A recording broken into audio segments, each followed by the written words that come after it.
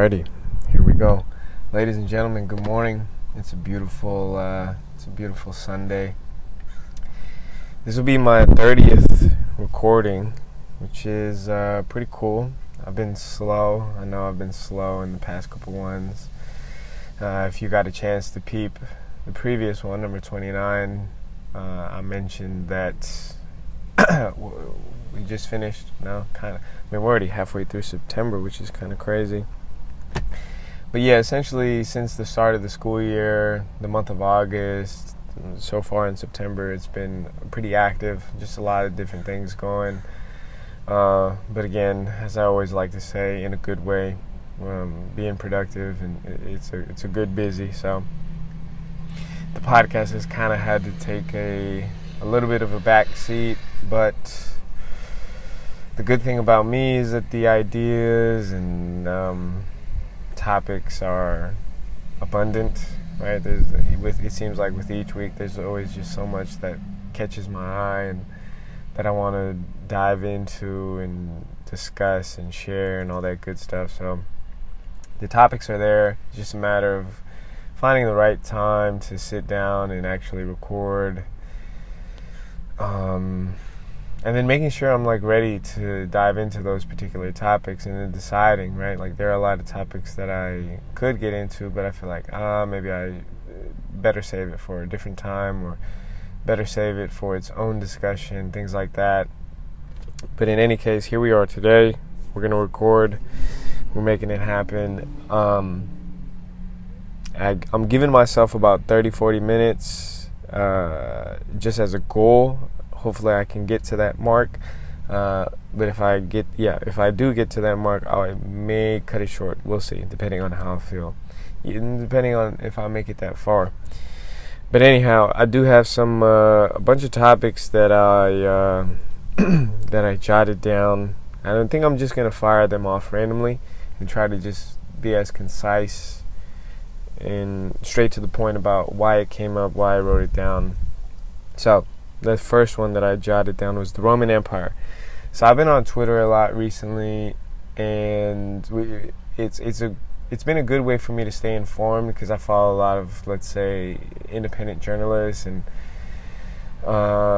accounts that keep up with current events and news, whether it be culture, government, economics, money, blah, blah, blah, investments, stocks, crypto.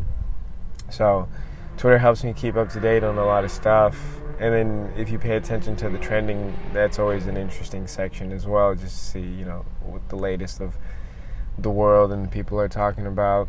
I came across this. I'm sure many of you have as well. If you're on TikTok, I think it's been blowing up on TikTok, and a bunch of people have commented on it. But the Roman Empire, I guess, boyfriends and girlfriends and probably others, it seems like it's been a girlfriend to boyfriend type of thing, but they've been asking their boyfriend, how often do you think about the Roman Empire? And it seems like a lot of people, a surprising amount of people, have said, yeah, I actually think about it once a week or every day, blah, blah, blah.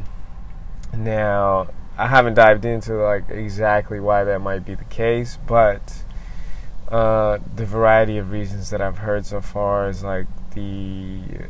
how impressive the accomplishments of the Roman Empire were. Sewer system, aqueducts, a bunch of engineering advances, and a whole bunch more that I probably have no clue on. Roads, strong military. And then the other one is a little bit more sad, but I think relevant to the times, and that is pretty much the downside of the Roman Empire, the collapse, the idea that it got too big, it was spread too thin, there were too many, little factions that were fighting against each other. There's a lot of corruption, economic instability, cultural instability, and I think people probably hear and feel a lot of parallels to today. And it's actually quite interesting when you put it like that, because the other day, at least for me, I was just curious. I was I've been using ChatGPT a lot, so I think that's a cool time to point it out.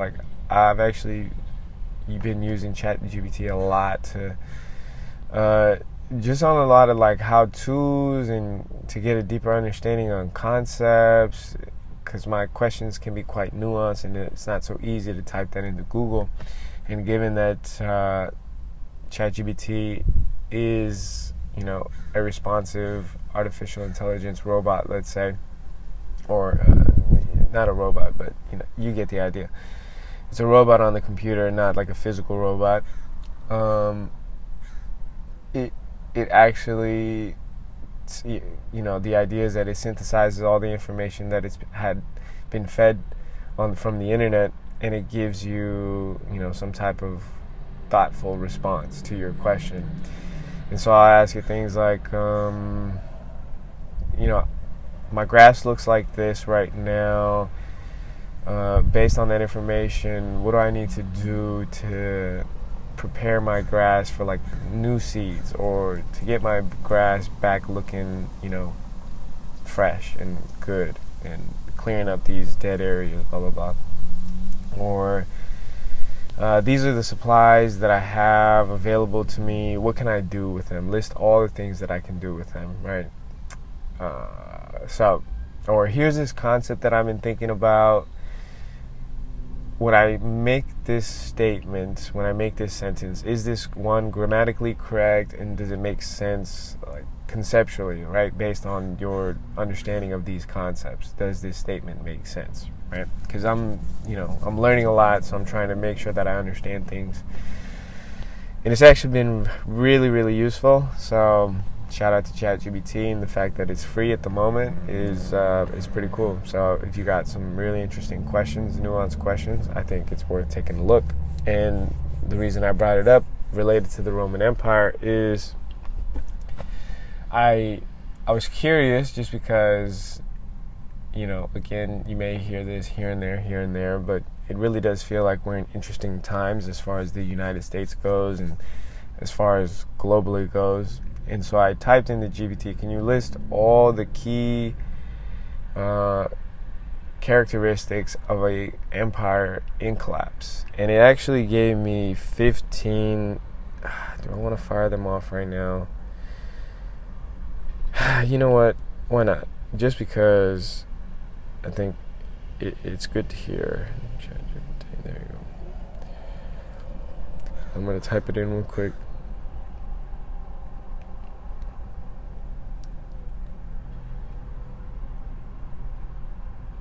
Patience. Okay, here we go.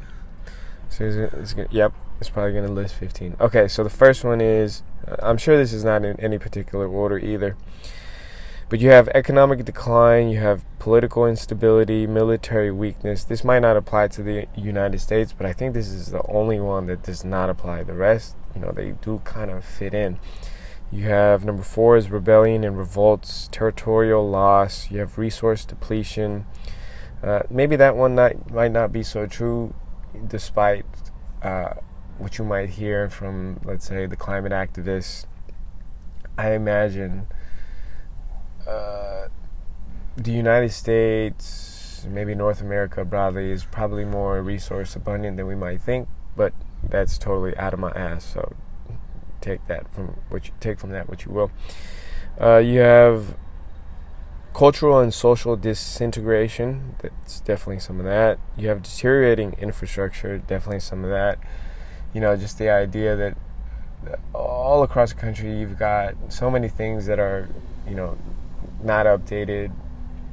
Potholes, bridges, probably electrical wiring, and infrastructure, buildings, all kinds of stuff that probably does need to revamp. Plumbing, sewer systems, all that good stuff, water systems. So definitely.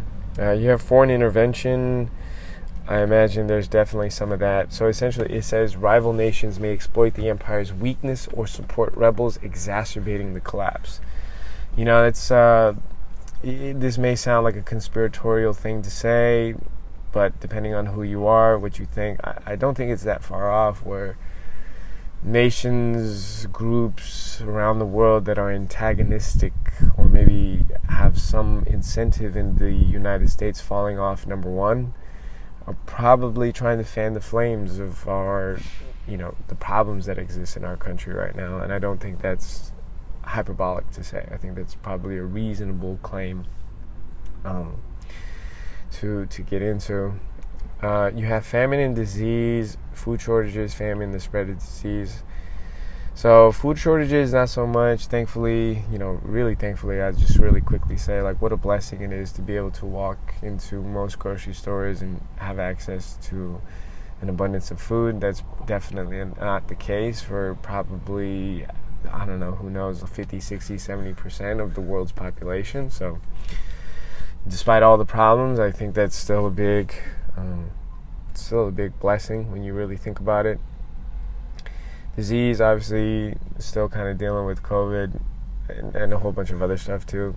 I think that I'll really quickly mention. It's just really interesting that we focused on COVID so much for the past 3 years since it emerged, let's say, but we've totally forgot about or just lost interest conversation on topics like deaths of despair, so suicide, overdose, any drug addictions, obesity. I think the last time I checked, I'd imagine it hasn't changed dramatically, but like 2/3 of Americans are overweight and like 1/3 of them are obese, which I'm sure has a whole bunch of downstream health complications, all kinds. So I think, and just overall, the United States healthcare system is just pretty whack. So I think many health complications there. You have migration, mass immigration of people seeking stability or fleeing conflict and economic hardship. I think that's definitely the case too, and you probably see that most prominently in a place like San Francisco. Again, just over the past 3 years, the deterioration has just been exponential. Like the rise of homeless people, the rise of crime, and the fact that the police are that's a whole different conversation, but the police are, one, limited, right, in terms of their just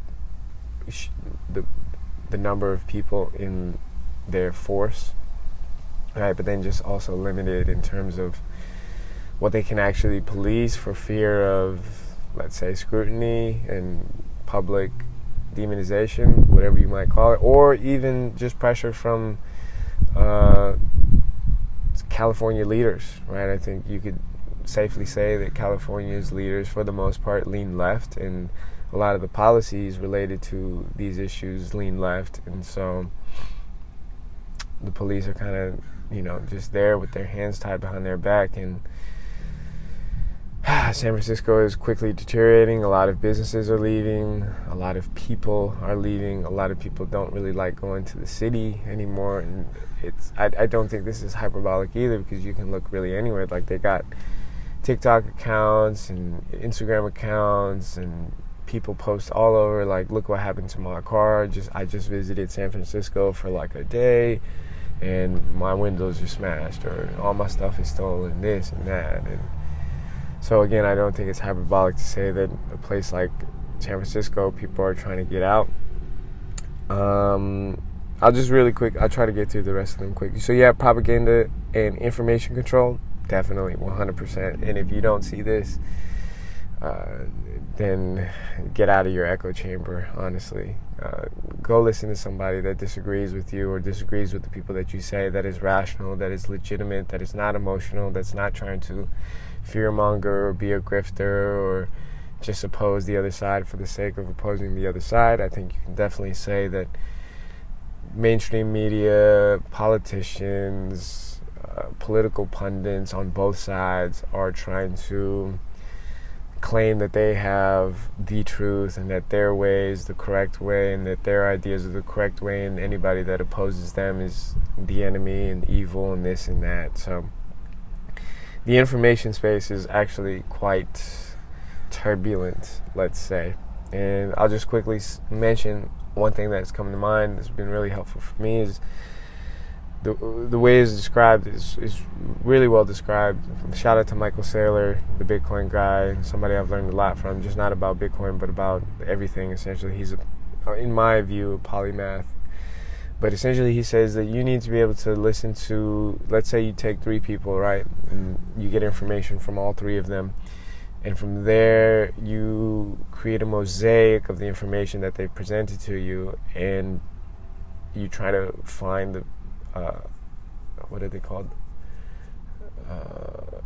Poke holes in each of the person's claims based on the information that you've gathered, right? Like one person is probably going to expose another, and another person will expose another, and based off of that, you're going to have to do the final decision making. Okay, based on what I've gathered, this is what I think to be. You're going to essentially triangulating the closest thing to the truth that you can. So loss of prestige, I think there's definitely that too. Like him or not, favor him or not, whether you voted for him or not, I think when you've got somebody like Joe Biden, that is the president of the country, going around and stumbling on his words, forgetting where he's at, getting stuck, or when you see somebody like Mitch McConnell, who's pretty high status member in Congress, pausing for 20-30 seconds 2 times, it's just not a good look, right? It's just not a good look. And I think, if I were a political leader from another country that was vibrant, that had vitality and was strong and still going, you'd look at that and say, they're looking kind of messed up over there. Increased corruption, definitely the case. Financial crisis, bankrupt treasuries, inability to pay debts, and reliance on foreign loans. So I saw this thing the other day. It was posted by this account called Whale, but essentially it's like something like 15 trillion in household debt, another 14 trillion in, what is it? Damn, I'm gonna have to look it up now. I want to look it up because I want to read it. Whale. So this account is called Whale. Again, it's one of those accounts that stays up to date, like provides a lot of up-to-date information on economics, a little bit of social, cultural, political stuff, but mostly economics, money, stocks, crypto. But where is it at? Give me a second. It's got a lot of posts. Okay, here we go. No? Okay, yeah, there you go. All right, so 17.1 trillion in household debt, 12 trillion in mortgages, 1.6 trillion in auto loans, 1.6 trillion in student loans, and then 1 trillion in credit card debt. The average house payment is about to hit $3,000 per month for the first time in history, as oil prices are up about 40% in 3 months. Mortgage rates hit 7.5%, and credit card rates are at a record 25%. So to say that this is anywhere close to stable, I think you'd have to be a mad person to say that this is anything close to stable. And it's really interesting. Yeah. It's really interesting. It's good to see what's going to happen. I mean that in the most cautiously, like, siren type of way, without trying to be a fearmonger. I think anybody, looking to protect their family, protect their hard-earned money, I think should take a serious look at this. And I hope people know and understand that when I suggest this, I mean this sincerely. I've done a lot of the homework, so I guess let me not say like go buy Bitcoin, but I think you should, everybody should take a serious, hard look at it. Understand, and it's going to take some time. It's going to take an open mind. It's going to take some time. It's going to take, setting aside any preconceived notions, concepts that you know about to date. But I think if you're serious again about taking care of your family, preserving wealth, having a savings that will last you, not just 5 years, 10 years, 15, 20 years, but for your children, for your grandchildren, I think most people should probably take a serious look at Bitcoin, given all this, because I guess all it takes is one piece for this house of cards to collapse, and we've already seen tremors of it here and there, especially earlier this year with those 3 banks, Silicon Valley Bank and a couple other ones, Washington Mutual, and a couple other ones that have failed. So I don't think it's that far off. I don't think it's hyperbolic. I think people should take a serious look at it. But again, to each their own, right? Essentially, Bitcoin provides, it's a life raft. It's entirely separate from the fiat money system that we've developed. And, if you believe in the fiat system, if you believe in the American economy, if you believe in the world economy, right? Because it's not just America that's been dealing with this inflation, this debt. If you believe in it, if you're optimistic for it long term, like, by all means, like, stay in the game. But I think for people that want to hedge that bet a little bit, they want to give them some type of security that is, again, entirely separate from this system, I think Bitcoin is worth a look. And if anybody out there is listening and wants to have a chat, I'd be more than happy to. But anyways, back to the Roman Empire. It's crazy because I told myself I was going to be quick, but here we go. I spent almost 20 minutes on the Roman Empire. It's all right, though. Just the last few things. So, financial crisis and then resistance movements. The emergence of organized resistance movements challenging the empire's authority. I think you see that all around as well, good and bad, right? People that are trying to speak up against people in power, whether it be politicians, whether it be central banks, whether it be pharmaceutical companies, pharmaceutical leaders, public health officials. I think everybody's on the chopping block these days, which is good. I love it. It's fair game. Anybody can get it.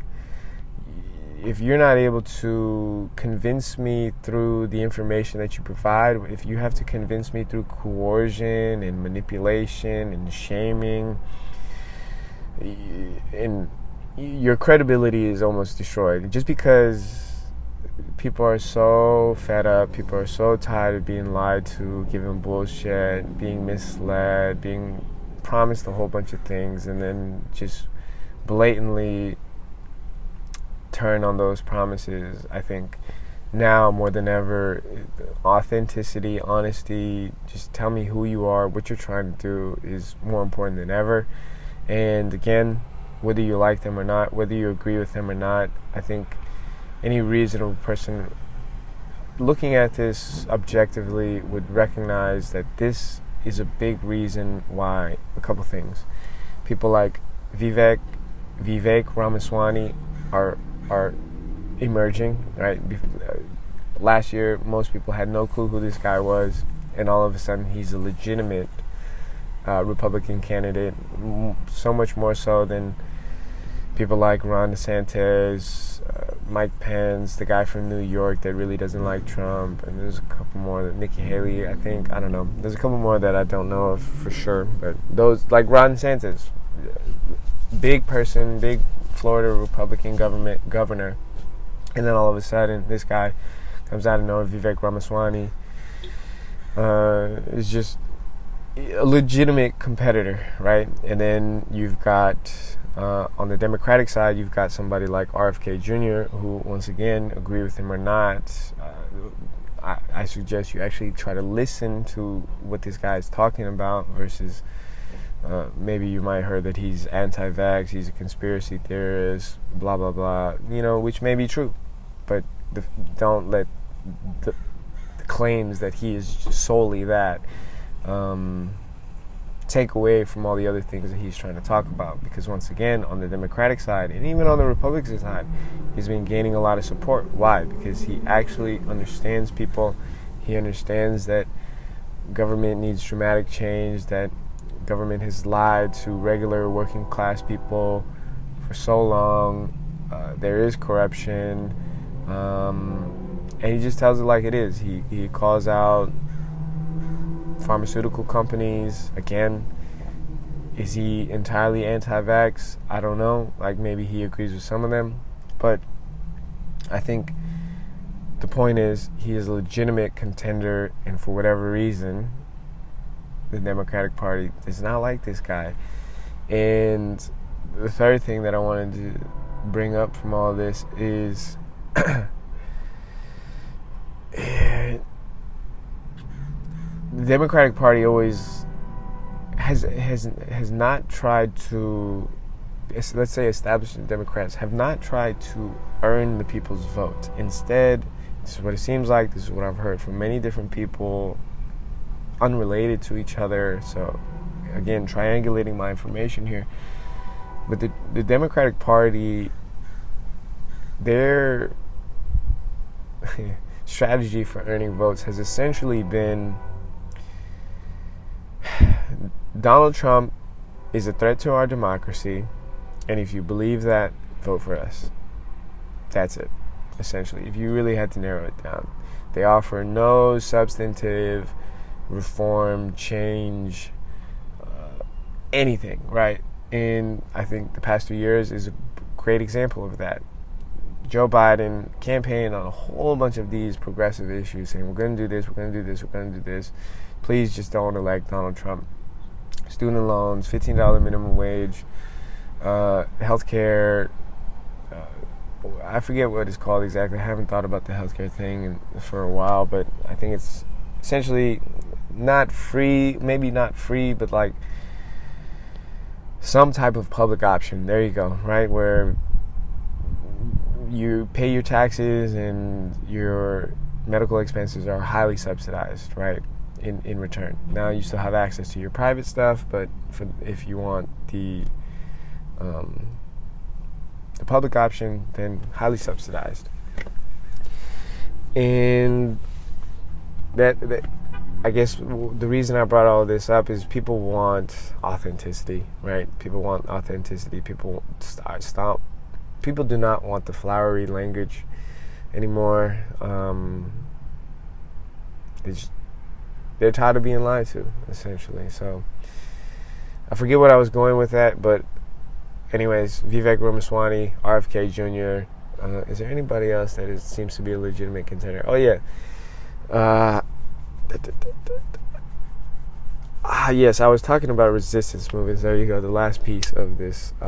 Again, I typed into ChatGPT, list all the key features of an empire in collapse. And again, the United States kind of checks off 14 out of 16. So, really interesting time for the United States. And I guess it's a good segue into my next thing that I jotted down, which I've thought about. And this may seem controversial. I don't know. Who knows, honestly. But here's the thing, right? Like, it seems like people in this country cannot agree on, what the foundational truth is, what the foundation of a healthy, cooperative society looks like, right? Everybody has their own ideas, and I think, strip away my attachment to all of that, that's fine. Like, you think this, I think this, we do not agree for whatever reason, and I think that should be okay. Now, I think the thing that's causing us so much stress and turbulence is the fact that we're trying to coexist, right? Like, you got a red and you got a left and a right, and a whole bunch of nuance in between all of that, right? You got the libertarians, you got the capitalists, you got the communists, you got the socialists, you've got the religious people, you got the Christians, the Muslims, the Buddhists, this and that. And you've got all of the ethnic groups, the racial groups. So it's a whole. It's really a blend, and it's quite a lot. And we're trying to organize ourselves under one umbrella, which, maybe for the past 200 and so years, that's been the best way to organize. But as life has shown us, as the course of life, one must evolve. And I think, a possible evolution, a shout out to this guy named Balaji. So his name is Balaji. I may butcher his last name. No, he doesn't have his last name on his Twitter. But yeah, if you type in Balaji on Twitter, it's Balaji. This guy seems really smart. I've listened to him. He did almost an 8-hour podcast on Lex Friedman, and I listened to the whole thing twice, which is kind of crazy, but I did listen to it because obviously I'm going to miss a whole bunch of information, and I wanted to get, re-listen to a variety of things. But he essentially has this idea of the network state. I'm going to try to summarize it as quickly as possible, but, fuck it. It's a big concept. So, right now we live in nation states, right? You have countries all across the world for the most part, right? 160 something countries, and I'm sure there are groups unaffiliated with all that, right? But for the most part, if you think about our world today, we organize ourselves in countries, aka the nation state. Now, he has this idea, given the advent of the internet, given the advent of accessibility to one another, we can have these things called network states where you don't have to be in the same physical space, same geography, but, 1 million people here, 10 million people here can exist together under their own set of rules, laws, governance, blah, blah, blah, blah, blah, down the list, right? Now, they may be in the same location geographically, or maybe they have a hub, right? But again, this idea that because we have access to each other through the internet, we can organize ourselves accordingly. That's essentially the idea in a nutshell. And he posed it like, okay, all the people that are Bitcoin advocates can connect, right? They can create some type of space, again, some type of governance, some type of set of laws and rules and interactions and all that good stuff, and identify themselves as a member of the Bitcoin group. I think it's like, when I heard this, I was like, oh, it's like a guild essentially, right? Like when you play those games, you can identify, oh, I'm part of this guild, I'm part of this guild. And I'm sure that's how people have done in the past. That's probably where the concept of the guild came from. Or if you are, if you identify as a member of the LGBT so and so on and forth community, then you can create that community and identify as a member of that community, and you can create your own set of laws and rules and social norms and all that good stuff, right? And again, maybe occupy your own area, or have a hub somewhere, a center, let's say. And it really got me thinking. It's pretty much this idea. It really got me thinking, like, you know what? Maybe that might be the move, right? Here we are, like, bending over backwards, stressing ourselves, trying to get along. Like, you don't agree with me, I don't agree with you, you're the enemy. Like, why are we fighting each other? Let's just cut it off and go our separate ways. And I think the reason that came up to me so strongly is two things. One, I've had people very close in my family experience that over the past couple of years, and I kind of witnessed that process. It was just a lot of it was just unhealthy, right? Like, these two people did not get along whatsoever. They didn't need to be together anymore. And instead of trying to, work out your differences after you've tried for so long and it's just caused so much, just pain and stress and turmoil, why not just call it quits, do what you got to do, go your separate ways, live your own life, do your own thing, and that's it, and move on, essentially. I think that was the realization that I had over all that time. It's like, you know what, yeah, this is, just cut it off, right? And it happened, and so far it seems like both parties have been able to move on with their separate lives and, find peace and stability, and just essentially just stop thinking about this person, right? Clearly you don't get along, clearly you don't like each other. That's okay. We can go our separate ways, right? And the other part that I thought about is like with friends, essentially, and just people that you've met in your life. There's going to come a time where, you just don't, you're just not on the same wavelength, not on the same page, not in the same lane. And not that you don't have to be, right? But for whatever reason, your lives just don't have that intersection, that overlap anymore for you to maintain that interaction. Whether good, whether bad, whether that person changed dramatically, took a totally separate path, or your interests just diverged, that's okay. It's like, hey man, or hey person, I really fuck with you, but not anymore. I think we're going our own separate ways. I wish you all the best, and great for you, good for me. Do your own thing, no harm, no foul. You mind your business, I'll mind my business, and we'll go our separate ways. And I think that's totally healthy. And I think, again, this may seem controversial, but I think the United States, of course. Oh, there you go. The United States should really consider that, honestly. I think, and I think that's where the states come in, which is like the beautiful part about the United States, is that if you don't agree with one particular region, you have 49 other options to go to, right? Which is actually kind of cool. And it's a really interesting trend to pay attention to, like where people are leaving from and where people are going to. Again, whether you just agree with it, disagree with it, don't like it, it's happening. There are trends happening here, and people are moving.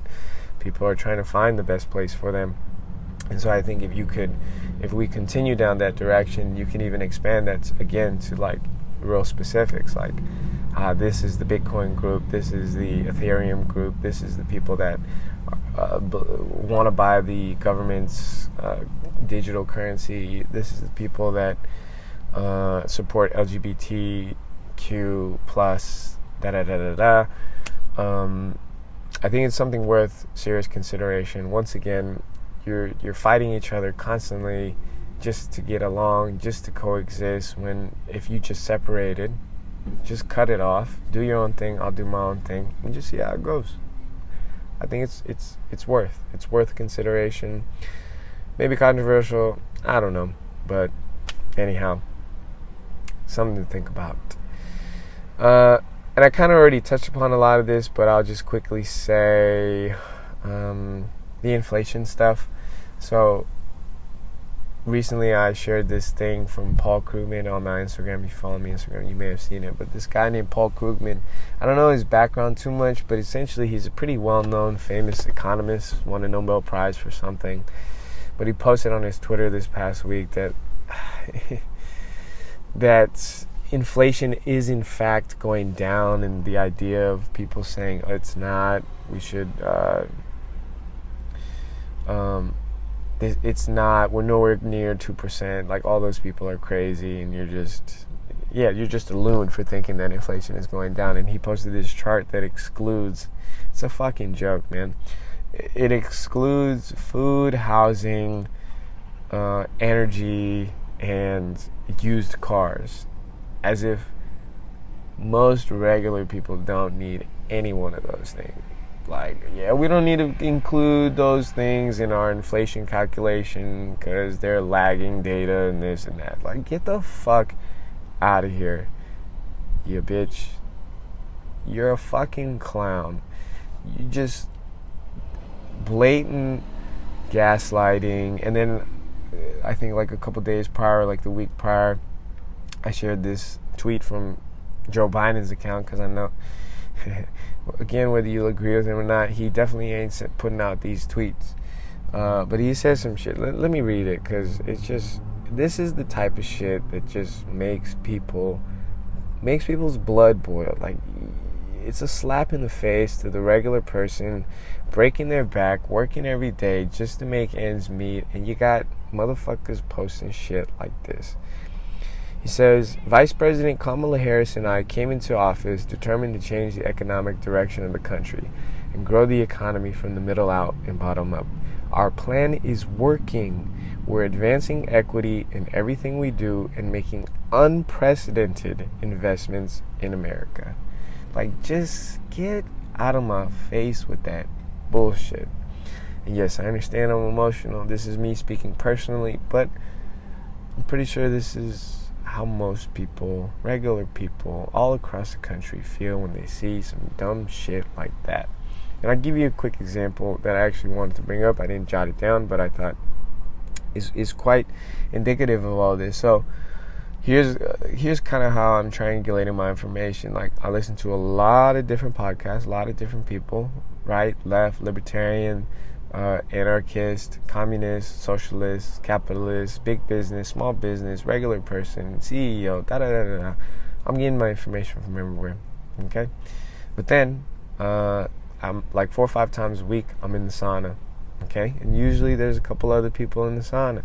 Most of the time, I'm minding my own business, and, people will have conversation, whether with me, whether with other people. And I can't tell you how interesting it is. Over the past month, I've heard at least once a week, twice a week, somebody will bring up, man, isn't it crazy these days? Isn't it crazy that the price of everything is going up? Isn't it crazy that I'm paying this much for this and I got $100 and that ain't getting me shit no more?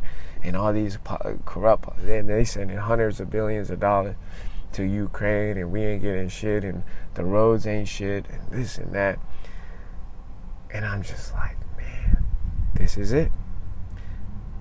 The sauna, a bunch of regular people just going to the gym, old people, young people, male, female, just talking. Unprompted, somehow, some way the conversation gets into this, right? And it just tells me that this is probably a microcosm of what people all across the country are feeling, honestly. Now, is it still a subset? Sure, totally. But if I were to go to any other gym, any other sauna, any other pool, and just hear what people are talking about, I have a good feeling this would probably come up, which is, it's sad. It's sad. But then again, you've got from the Joe Biden account, whether it's him or whether it's his people, saying some crazy shit like this, whether it's Paul Krugman, fucking saying inflation is actually down, and if you take away food, housing, cars, and energy, then it's actually down. Like, dude, get out of here. Get out of here. Here's a couple more that I shared. I also shared, it's just, let me be clear, I don't mean to be like a pessimistic complainer person. Actually, as much as possible, I try to be white-pilled, which means optimistic about the future. I think it's gonna be turbulent. It's gonna be, a lot of people are gonna hurt. Again, I think we're on a house of cards. It's fragile. We've had tremors, and when the big earthquake comes, if and when it comes, it's gonna be ugly. It's gonna be scary, but there are life rafts out there, and to just allow yourself to fall into the storm, I don't think is productive, at least for me, right? I'm trying to ride this thing out, and if it takes me out, then so be it, but I'm trying to find an escape hatch. And again, I think Bitcoin, as silly and as that may sound, people have laughed at me every time I bring it up, but as silly as it may sound, I really think it is a life raft. So take from that what you will. But again, here's the other thing that I shared the other day. It's just so interesting, and I brought it up, and somebody else brought it up to me too, which is so crazy. U.S. Senator Elizabeth Warren calls to investigate Elon Musk. And just real quickly, the context on this, apparently he stopped the Starlink service to Ukraine because they were about to make an attack on Russia that he thought might be too dramatic, too much. And so a lot of the people in Congress are going after Elon Musk for intervening, for enabling Russia, this and that. So you got Elizabeth Warren calls to investigate Elon Musk. This is from Watcher Guru on Twitter. And then he or she says, while serving 10 years in Congress with an annual salary of $193,000, she managed to increase her net worth to $73 million. Okay? Insane. Absolutely insane. And again, she's not the only one. At least 100 other motherfuckers got doing the same shit. And one of the most well-known, most disgusting, and I use this word disgusting because it is. 83-year-old former Speaker of the House, Nancy Pelosi, announced she is running for another term in Congress. While serving 36 years in politics with an annual salary of $193,000, she managed to increase her net worth to $290 million through stock market investments and lobbying. Sick to my stomach. And she announced that she's running for Congress again. And she had the audacity to say that the people in her district, I believe she's a San Francisco rep, that the people want her, that she advocates for the people, that she thinks San Francisco is beautiful and vibrant and thriving and this and that. When I saw one clip when she was making the announcement, and I just look at people like that and it just make me sick, absolutely sick. And I'm sure other people see this too, and that's why their blood boils. That's why they gravitate to people like Donald Trump. Like it or not, don't like him, who cares? People should recognize this reason. I remember I was having a conversation, it's really interesting, in a really left-leaning space, let's say, and it was actually right after the 2020 election, and people were wondering, like, man, Joe Biden won, but like 60, I forget exactly what the number is of how many people voted for Donald Trump, but like 65 million people voted for Donald Trump. Like, is it really the case that they're all racist, that they're all bigots, that they're all this and that? I'm just sitting, and then at this point, I've really been red-pilled, right? I dispense with all of the stuff that I got from the DEI trainings and conversations that I had. Like, I was again, if you caught my previous podcast, I was into the DEI stuff. And then really quickly, they just lost me. So at this point, again, this is late into 2020. I had dispensed with all of that, most of it, right? And I told them, I remember having a conversation with these people, I told them, people are voting for Donald Trump because they despise the Democratic Party and all of its establishment leaders so much that it's pretty much just a fuck you to all of them. They may not even agree with Donald Trump, okay? They may not even agree with Donald Trump. And I think for most people, they are so sick and tired of being lied to. They are so sick and tired of seeing things like Nancy Pelosi, Elizabeth Warren, just being blatant hypocrites, saying the Republicans are this, Republicans are that, da-da-da-da-da-da-da. Meanwhile, engaging in insider trading. Meanwhile, passing legislation that benefits their donors blatantly. Meanwhile, passing legislation that takes away money from working class middle people, that provides them with no money, or sending money to places like Ukraine. People are so fed up of being lied to that, you know what? The least that I can do is, you're not going to get my vote, and I'm going to vote for the other guy. Now, we could get into all the reasons why people like Donald Trump, and I think if you're not willing to recognize that too, then I think you're part of the problem, honestly. And I think I'm so far down deep into this, might as well just say it, right? If you're not willing to acknowledge, you may not agree. You may not agree. You may think he's the most evil person known to man.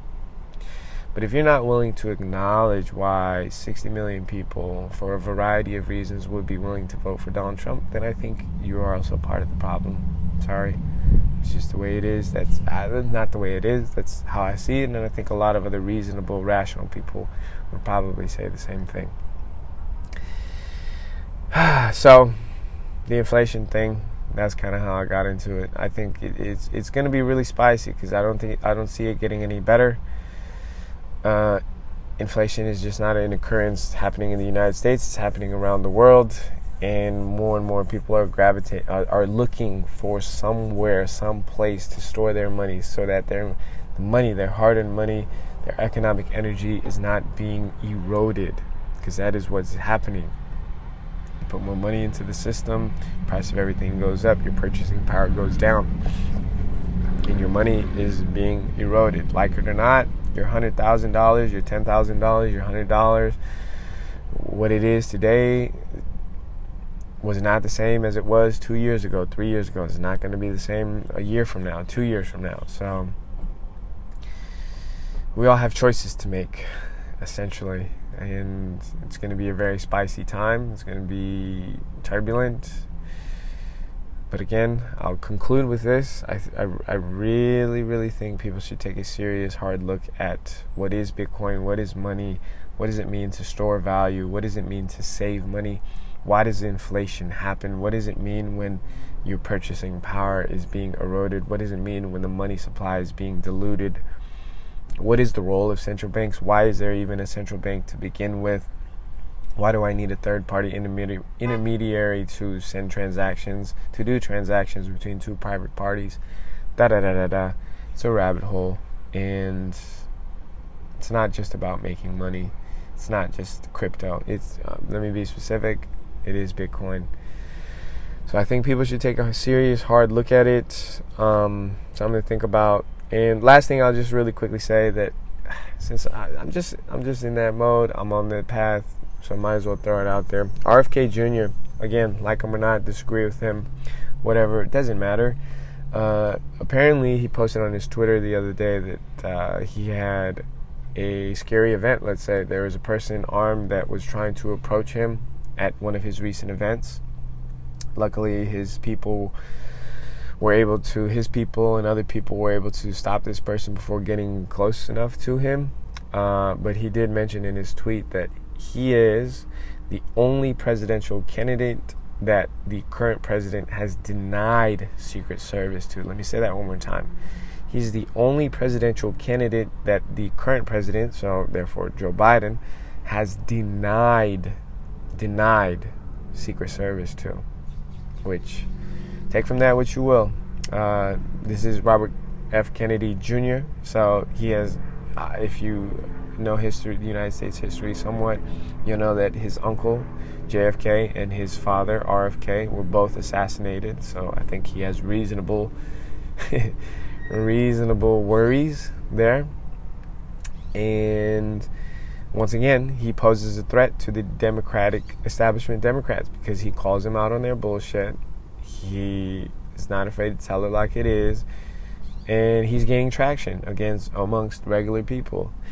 So to say that to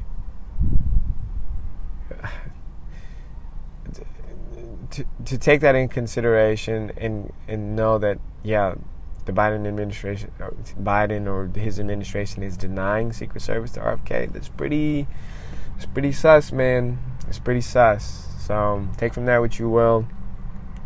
I know this was a spicy podcast, and I'll just finish with this, right? Because I think about this a lot. It's like, why pay attention to all this stuff, right? Like, why keep up? Why do this? Why do that? Why do that? And I get it. You know, most people, they're like, I just want to stay away from politics. And I don't blame them, honestly. I don't. It's a headache. It's bullshit. It's out of my control. I recognize all those things. Right? And I totally get it. I do. For me personally, two reasons. One, objectively, as an observer, it's quite fascinating, right? You can call it, I have historian tendencies. I'm a sociologist by, academia. That's what I went to school for, and that's what I'm really interested in, is just seeing how the world plays out, observing things in the world, and, trying to understand why that happens, what's going on, what is this, what is that. So that's just my natural tendencies. And then two, I put it like this. Most people at the beginning of the week, beginning of the day, they'll take a look at the weather to know how hot it is or how cold it is, or if there's a chance of rain and this and that, or is it going to be windy, is it going to be cloudy, da-da-da-da-da. Which way the wind is blowing, I feel personally it's important for me to know so that I can plan and, prepare for myself, my loved ones, and say, hey, these are what I see in the world. This is what I think, is useful to pay attention to. It's why I feel so strongly about Bitcoin, is because I pay attention to all this stuff around money and finances and stocks and crypto and banks and the economy and da-da-da-da-da and debt. I think it's something worth paying attention to. So in the same way that people check the weather, I'm just trying to get a gauge on what's happening in the world. And it's gotten to a point where you can stay silent, yeah, that's fine. But if you stay silent, it just feels like one of those things where you got to speak up, right? And we all have those feelings, right? We all have issues. We all have topics that we feel strongly about. And it's like, we should speak up on this and tell the world. So that's kind of what I'm doing here. Sharing my thoughts, putting things down. And yeah, we'll leave it at that. It's a spicy one. It's a good one. I feel good. I'm happy that I got it done. number 30. It's 11:30. That's a wrap. Ladies and gentlemen, thank you for listening. And again, if any of this is interesting to you, holla at me. But if not, be well, take care, and go take a look at some Bitcoin, eh?